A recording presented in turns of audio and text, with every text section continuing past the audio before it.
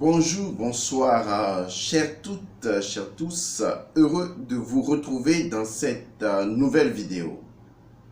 Je suis El Moncio Godson. En entrée, je voudrais d'abord vous remercier les donateurs qui soutiennent cette chaîne.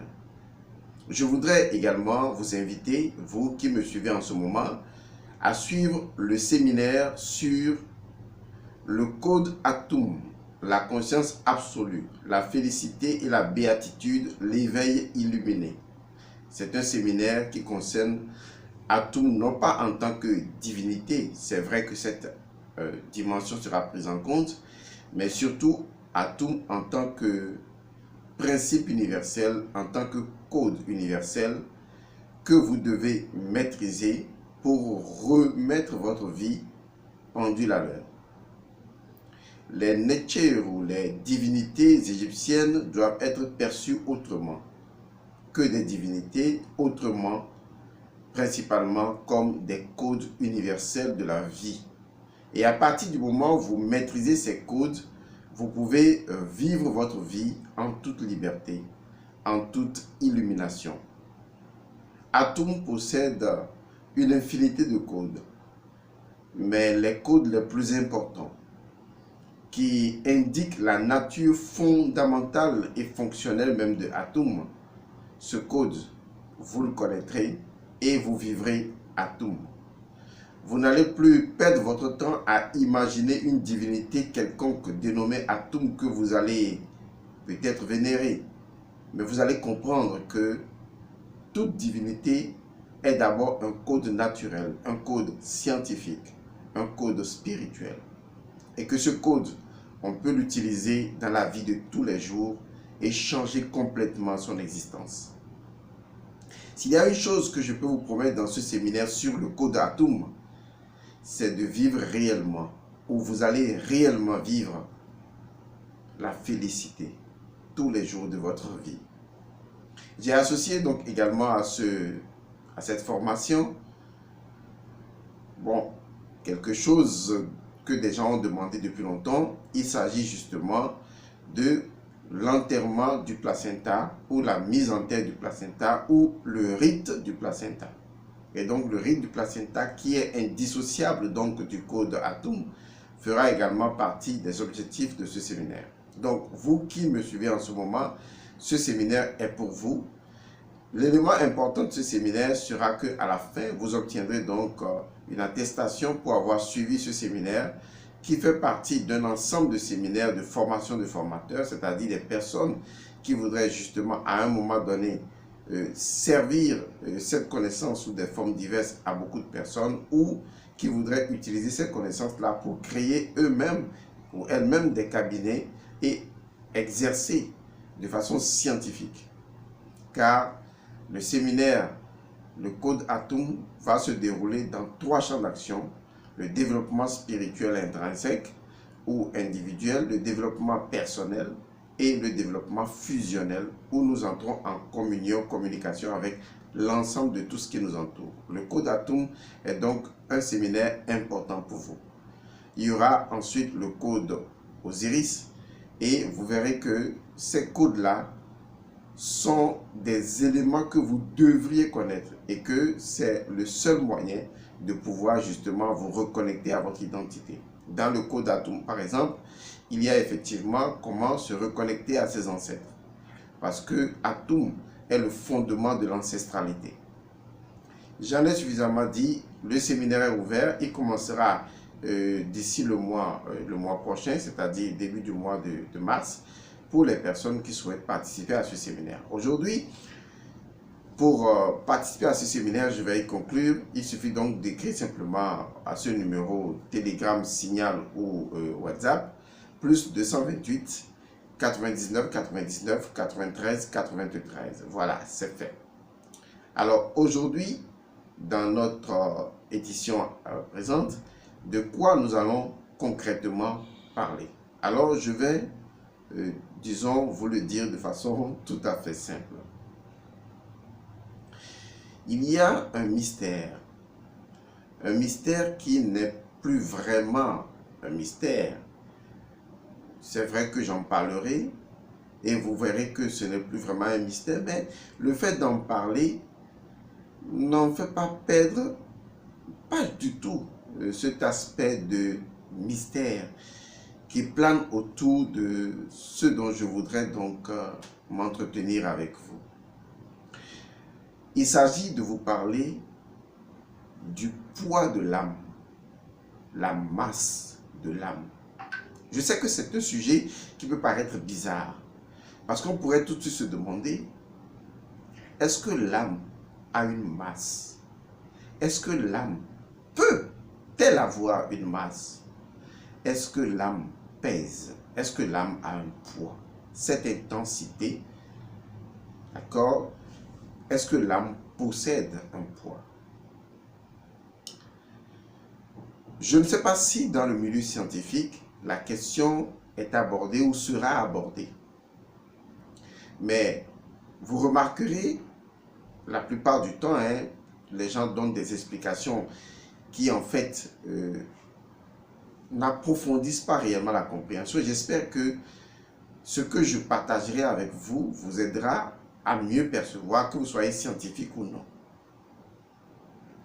Vous avez tous remarqué certainement que un cadavre pèse plus lourd. La science tentera d'expliquer comment cela est possible. La métaphysique a une autre approche de la question. Et la métaphysique vous aidera à comprendre que, en réalité, non seulement l'âme a une masse et un poids, mais également un corps mort pèse vraiment plus lourd qu'un corps qui est vivant. Si vous nous suivez, alors soyez très éveillés. Je vais, autant que faire se peut, trouver des rapprochements avec des éléments de la nature qui vous entourent, afin que vous puissiez comprendre ce dont je vais parler. Parce que il est difficile d'expliquer par des mots des choses métaphysiques dont les éléments factuels ne sont pas toujours, disons, probants pour beaucoup de personnes selon le champ d'investigation de chacun. Mais ce que nous, en tant que métaphysiciens, nous constatons, qui est évident, et que nous comprenons, compte tenu de la série de connaissances associées, nous déduisons, à partir de cette série de connaissances, que la chose peut agir ou se répéter d'agir dans cette perspective. La science elle-même évoluera et comprendra tôt ou tard. Mais une chose est sûre, absolument certaine, l'âme a un poids, l'âme a une masse. Ce n'est pas moi qui le dis, la science de nos ancêtres l'explique. Vous connaissez le phénomène de la psychostasie, qui est donc le phénomène de la pesée de l'âme. Dans l'Égypte antique, après la mort, le défunt, son cœur est pesé sur le plateau de la balance en opposition à une plume, la plume de la Mahat. Laissons tomber tout ce qui tourne autour de l'idée de le cœur et de la plume de la Mahat. Prenons tout simplement la symbolique de la pesée de l'âme.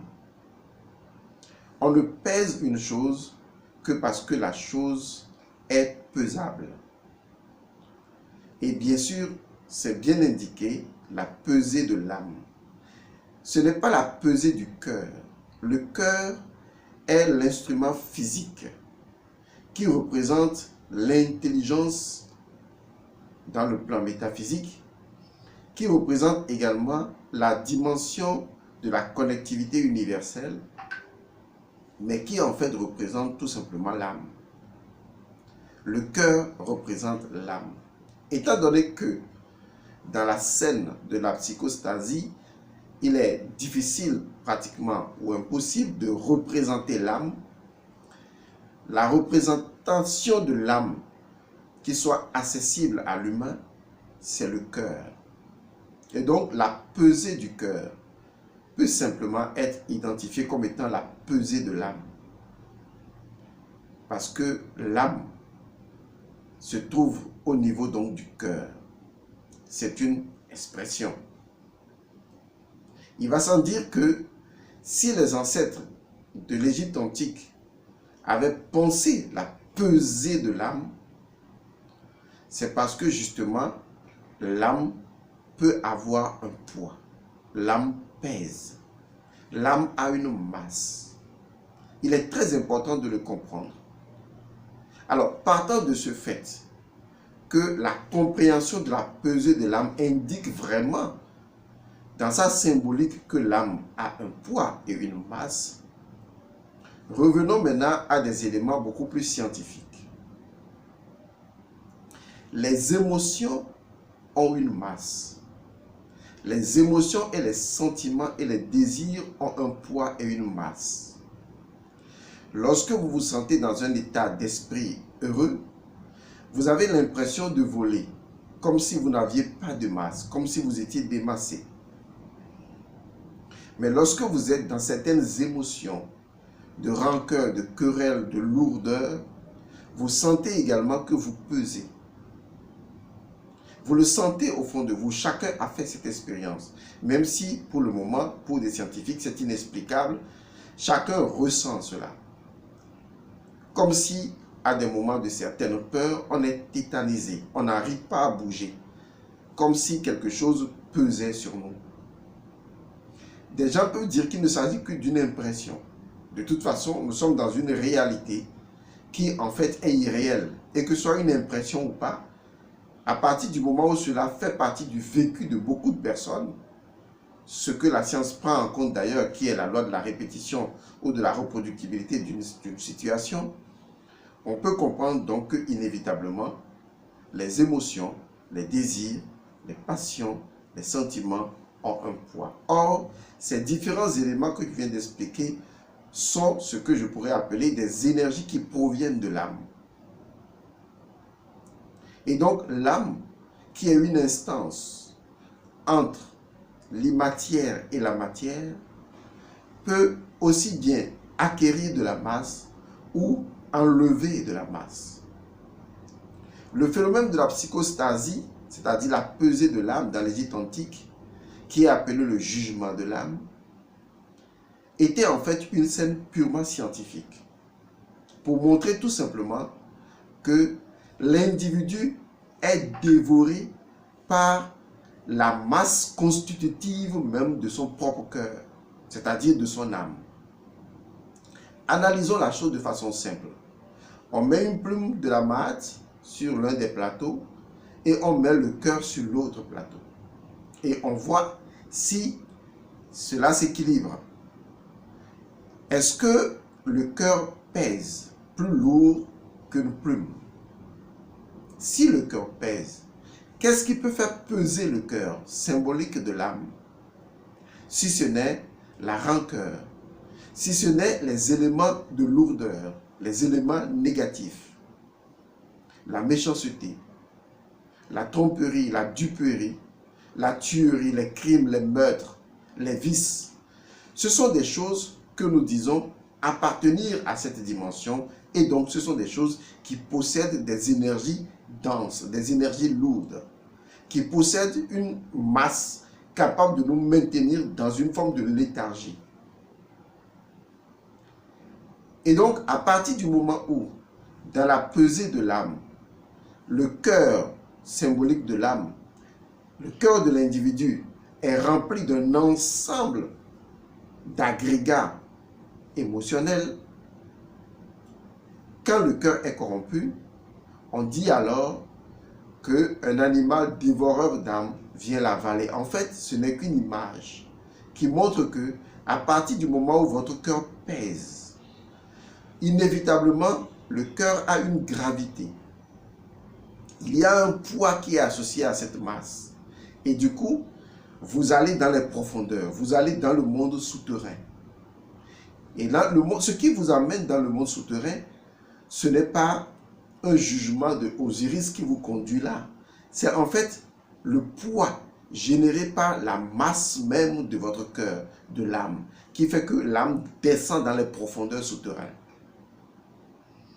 Il est très important de comprendre à travers cette image, cette cinématique égyptienne, que inévitablement, justement, l'âme possède une quantité de matière, même si elle possède également une quantité d'immatière. Et c'est justement pourquoi elle est à la frontière de la matière et de l'immatière. Et que l'âme peut acquérir de la masse, encore plus de la masse, peser jusqu'à se noyer dans sa propre masse et sombrer dans les gouffres. Et en ce moment, il est dévoré par la nature de sa propre masse. Et la masse, qu'est-ce qu'elle fait? Elle a un poids. Elle vous conduit, ce poids-là, pardon, vous conduit vers les mondes souterrains. Vous êtes dévoré par votre propre masse. Vous êtes enfoncé par votre propre poids. Ce que je voudrais que vous récupériez, c'est qu'en fait, l'âme pèse. L'âme peut peser. Tout comme l'âme peut justement se démasser. Si le mot existe, l'âme peut également ne pas avoir de poids. L'âme peut s'alléger comme une plume, comme les ailes de faucon. L'âme peut voler. Mais pour que l'âme vole, symbole de liberté, de la plume, de l'harmonie, de l'équilibre, de l'ordre, de tout ce que vous voulez, il faut que justement l'âme lâche prise sur les choses qui constituent la masse et le poids de l'âme. Vous allez remarquer que, je le disais tantôt, que lorsque quelqu'un meurt, son cadavre pèse plus lourd. Pourquoi? Parce que si vous regardez autour de vous, vous allez voir que dans la nature, il y a une tension naturelle que j'ai dénommée une scission vers le haut. On a comme l'impression, si vous voulez rester dans cette impression-là, que tout ce qui existe sur la terre tend, d'accord, tend à aller vers le ciel. Comme si le soleil divin ou le soleil physique force les choses à se lever vers lui. Les arbres possèdent cette saine tension-là, cette saine scission vers le haut. Est-ce que vous voyez?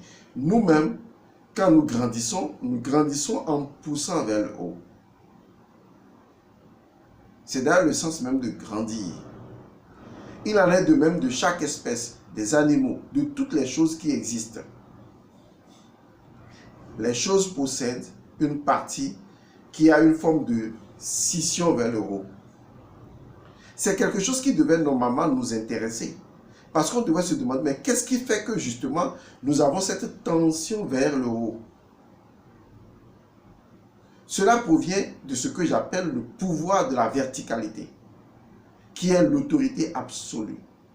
C'est-à-dire que, en fait, l'âme qui est associée au corps possède dans son énergie un courant ascensionnel. Naturellement, l'âme possède un courant ascensionnel. Ce courant ascensionnel, je vais le représenter d'une façon simple. Vous savez, d'habitude, quand on était enfant, on va le dire comme ça, nous aimons tous le cerf-volant. On aime tous le cerf-volant. On attache la corde et ça flotte dans l'espace. Imaginez le cerf-volant. Vous verrez qu'en fait, il s'agit de l'image que j'essaie de vous représenter. L'âme vient d'un monde différent du monde physique.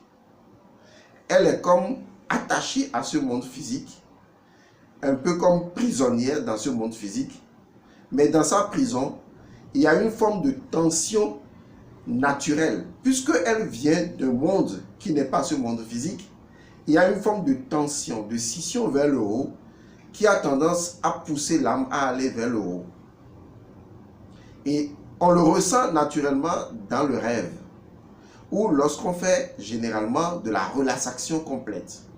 quand vous vous relaxez complètement et que vous laissez votre corps se détendre, vous allez ressentir quelque chose qui a tendance à vouloir sortir vers le haut, à vouloir monter, à vouloir aller vers le haut. C'est ce que j'appelle une scission, une tension naturelle vers le haut. L'âme est dotée de cette énergie-là. C'est son énergie naturelle qui lui rappelle qu'elle doit retourner quelque part, d'où elle vient. Elle possède cette perspective de cette tension vers le haut. Et donc cette tension fait que lorsque l'individu est vivant, son corps pèse à un certain poids. D'accord? Son corps a un certain poids. Parce que la scission vers le haut exerce justement une forme disons, une forme de non-gravité ou une forme de pression, d'accord, de pousser vers le haut.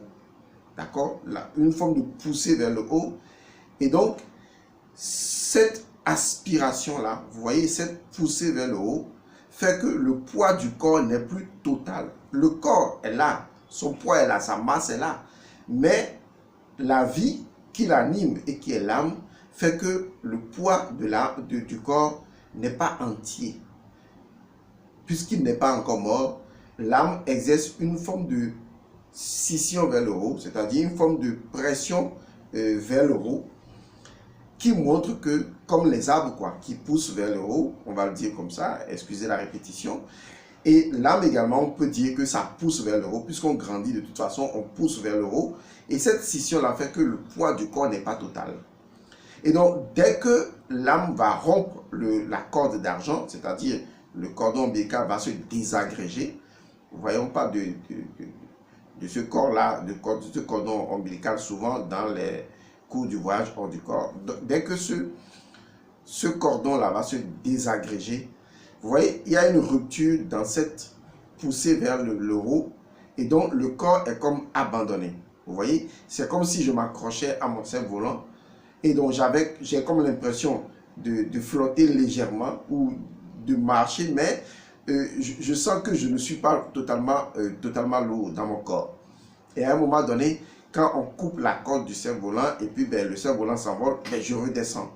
C'est ce qui crée la masse supplémentaire, supposément supplémentaire du corps, alors qu'en fait, la masse en général n'a pas changé, mais le poids, d'accord? On peut même dire que le poids n'a vraiment pas changé, mais en fait, ce qui montrait que le poids a augmenté, c'est qu'en réalité, l'âme a coupé, disons, son vecteur supérieur, le fait de pousser le corps vers le haut, l'âme l'a coupé et donc le corps est devenu apparemment plus, disons, plus lourd. Et ça, c'est très important à comprendre. Alors, si aujourd'hui, on se pose la question de savoir, est-ce qu'on peut mesurer ou est-ce qu'on peut peser le poids de l'âme? Oui, on peut peser l'âme, mais on ne peut pas avoir un poids standard. Ce n'est pas possible. Parce que le poids de l'âme se justifie, d'accord, par rapport à la masse de cette âme-là. Or, la masse de cette âme n'est pas une masse constante. C'est une masse variable. Variable en ce sens que cette masse-là est constitutive d'un ensemble d'états émotionnels qui viennent de façon compacte composer la masse de l'âme. Et donc, si l'individu a beaucoup plus de rancœur, beaucoup plus de méchanceté, beaucoup plus de tout ce que vous savez qui constitue la dimension lourde de l'individu, c'est normal qu'on ait l'impression que son âme pèsera plus lourdement. Vous voyez? Mais si l'individu est un initié qui s'est purifié, qui a allégé de façon drastique tous les états émotionnels, eh bien, justement, le poids de l'âme ne sera pas, dans la mesure où l'individu expérimentera plus la légèreté au niveau de son âme, donc proportionnellement à une plume, l'individu expérimentera cette liberté, contrairement à celui-là qui, justement, a constitué des masses énormes au niveau donc de son âme. Sinon, en fait, l'âme pèse. L'âme a un poids. Mais ce poids est variable. Ce poids est associé à la quantité de masse que l'individu emmagasine dans ce monde, constituant ainsi les états émotionnels de pensée et les comportements énergétiques qui en viennent à alourdir son âme. L'autre élément également important et que je vais noter, c'est qu'il y a une relation directe entre la masse, je dis bien la masse par le poids, entre la masse de l'âme, d'accord, et le poids physique du corps. Oui, il y a un rapport formidable entre la masse de l'âme et le poids du corps. Je pourrais même dire entre la masse de l'âme et la masse du corps. Les gens ne voient pas qu'en fait, on ne peut pas avoir un corps physique qui soit disproportionnel à la masse de son âme. On n'a qu'un corps physique proportionnel à la masse de son âme. Si vous connaissez un individu, c'est un exemple, qui était chétif et qui du jour au lendemain devient obèse, gros et à la limite exagérément gros, il y a un rapport entre la masse de son âme et la masse, n'est-ce pas, de son corps physique. Il y a quelque chose qui s'est produit au niveau de son âme, d'accord, dans la masse énergétique de son âme, qui en fait a facilité l'accumulation de la masse corporelle. C'est la raison pour laquelle les sciences du futur permettront justement d'agir sur la masse de l'âme pour diminuer la masse du corps. Ce rapport, lorsqu'il sera connu, vous verrez que l'individu peut, à partir de son âme, changer la masse de son corps. Et ça, c'est absolument faisable. Le fait, pour le moment, est que les religions enseignent que l'âme est une substance immatérielle, spirituelle, etc., etc. Mais au même moment, lorsque vous analysez les sciences mystiques, on se rend compte que dans l'idéologie symbolique, on veut peser l'âme, puisque l'expérience de l'âme est une expérience dans deux mondes, dans le monde de la matière et dans le monde de l'immatière, symboliquement représenté par le monde de la matière et le monde de l'esprit. Alors, si l'âme peut faire un passage du monde de la matière vers le monde de l'esprit ou du monde de l'esprit vers le monde de la matière, c'est que l'âme n'est pas qu'immatérielle. L'âme possède également une certaine quantité de matière. Et donc, l'âme est ce que j'appelle, disons, le principe d'équilibre entre matière et immatière. C'est important à le comprendre. Lorsque les orientaux ont découvert cette science, ils ont préféré appeler le noyau de l'âme, ils ont préféré l'appeler Atman. Ils l'ont appelé Atman parce que le mot Atman est constitutif de deux sens. Il y a le mot At qui veut dire tat, d'accord, qui est en fait tat. Tat veut dire cela. Cela, c'est quelque chose d'indéfini, quelque chose d'insaisissable, quelque chose d'incompréhensible. Donc, ce qui est immatériel en fait. Et puis, il y a man, c'est-à-dire Atman. Vous voyez, il y a man, M-A-N, qui vient en fait de manana. Manana ou mana, c'est la puissance mentale. Or, le mental, c'est le mental universel, c'est de la matière. Donc, pour les orientaux, pour ceux qui étudient certaines sciences orientales, le mot Atman est une combinaison qui explique que nous sommes en face d'une réalité à la fois immatérielle et matérielle, qui se trouve à la frontière des deux, qui est constitutive de tat, c'est-à-dire de cela, quelque chose d'indéfini, et en même temps de la substance manasique, de quelque chose de manana. Vous voyez, donc on est dans deux univers à la fois. C'est d'ailleurs pourquoi l'âme peut faire l'expérience matérielle même si elle provient d'une dimension immatérielle. Il est normal alors que si vous faites acquérir de la masse et du poids à votre âme, vous ne quitterez pas ce monde physique. Vous allez vivre dans ce qu'on appelle la roue de l'Awagawan, c'est-à-dire le samsara, la répétition, la réincarnation. Donc la réincarnation n'est pas imposée à vous par Dieu, et le karma non plus, puisque le karma, c'est ce poids et cette masse dont vous êtes constitué. Et justement, la réincarnation, c'est le fait que vous êtes bloqué par cette masse et ce poids dans un champ d'activité duquel vous êtes obligé, dans lequel vous êtes obligé de rester et dans lequel vous tournez en rond jusqu'à ce que vous diminuez la masse pour vous élever vers des régions où se trouve un autre circuit de révolution spirituelle ou de réincarnation. Puisque la réincarnation, c'est justement de la révolution spirituelle. Il est important donc de comprendre que ce n'est pas quelqu'un qui vous fera vous réincarner. Ce qui vous fait vous réincarner, qui oblige votre réincarnation, c'est la masse de votre âme. C'est son poids. À un moment donné, ce poids a besoin de descendre, puisque le poids est cette intensité qui nous fait descendre. Puisque c'est en relation avec la masse et la gravité, donc ça nous fait forcément descendre. Et donc cette masse-là, ce poids, cette intensité, vont nous obliger à revenir encore. À revenir encore. En fait, on ne part nulle part, hein, mais après la mort, on ne part pas. Vous vivez dans le monde que vous méritez.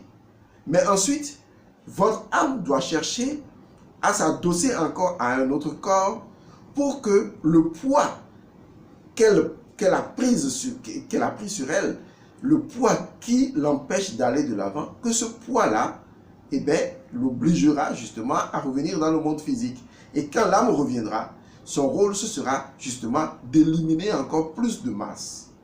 D'éliminer encore plus de masse, de s'alléger encore et encore pour devenir tout simplement une plume qui recouvre complètement sa liberté. Vous voyez, en fait, comprenez dans mon explication que je fais vraiment l'effort de rendre scientifique, compréhensible, toute la métaphysique. Je n'ai pas voulu entrer dans des conceptions très complexes. J'ai voulu rendre la chose terre à terre pour vous, telle que vous les comprenez. Comme par exemple, quand je prends un objet sur moi, je pèse et si je dois monter les escaliers, c'est pas facile.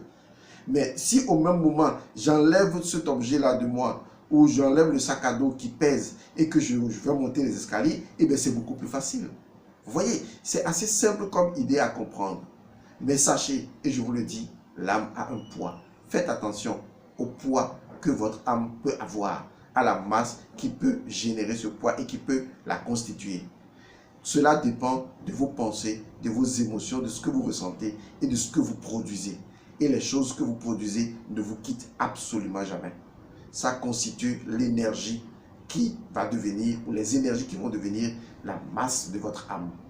Je vous retrouve à la prochaine édition.